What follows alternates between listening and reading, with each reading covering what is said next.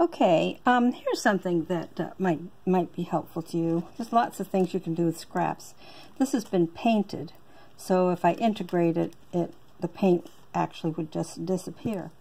But what I've been doing lately with these Zentangle silk screens that I have made and used, and of course you can see I've cut out all of these little things. I'll show you the necklaces I've been making in another video, but really enjoyed it. So what I can do to make a new sheet and still keep the idea of the design, if not the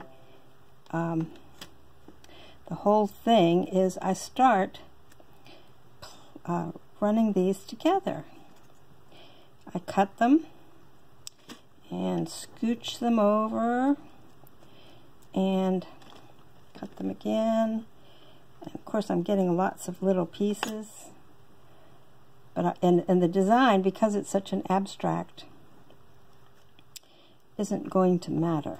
So you can see, and then I will find another piece like this, or maybe, let's see, like this. And it doesn't exactly have to fit like perfectly because the clay is extremely soft. This is souffle clay and it's pretty fresh.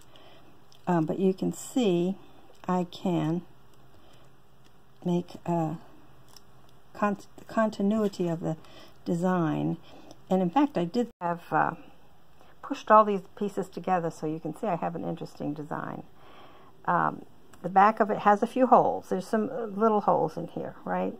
So what I'm going to do is I moved it on the waxed paper. I'm going to double my waxed paper up, and I'm going to get my roller and show you how to make this sheet usable. Okay, here I am. I think I can do it with one hand. Yeah, probably.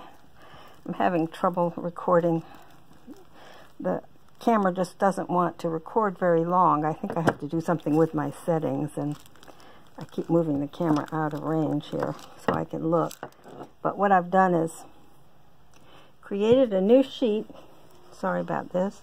And what I'm doing now is burnishing it and getting those holes right here, for example. Wish I could show it to you better. And any place where I have a hole, I just scooch the clay through the wax paper using the end. Now, it's not a perfect design, right? But I made several beads with this to go with beads that did have the perfect design, and it's got the suggestion of that pattern, and that's the whole idea. So just in case, you know, there's silk screened clay, you'll lose the design if you roll it all up. And I wanted to keep some of the elements of the design. It's not perfect, but when I cut these into beads, your eye will fill in the, if it's familiar with what it sees on the other bead and the other designs, it will fill in because it just remembers it. So anyway, it's another way to use the scrap clay and actually get a continuation. So if I needed more beads, I could make a pair of earrings out of that. And I couldn't have. If the way it was before, there were not big enough pieces to do that. So let me take the wax paper off, and you can see a better picture of it. So there it is. Yeah, and I could probably put a little blue design there if I wanted to, but you know, it's probably easier for me to just cut what I want. Cut a bead, roll it up, wrap a bead. And here's some of the other things that I have. In fact, let me see.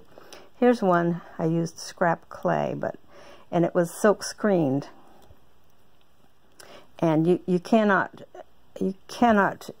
let's see, roll it into a roll and squish it up because ultimately the paint would get lost. So what I did is I take the sheet that has all of the cutouts in it, and it's all holy, and I roll it so that I'm always keeping the design, the painted design on the outside of the roll. And obviously where the holes are, I'll have some big indentations. And so what I do is roll it and then compress it. And then roll it and compress it. So I ended up keeping the designs and the paint from the silk screen, even though not so much the design, but the paint. And then I was able to cut out some beads from the sheet that I made.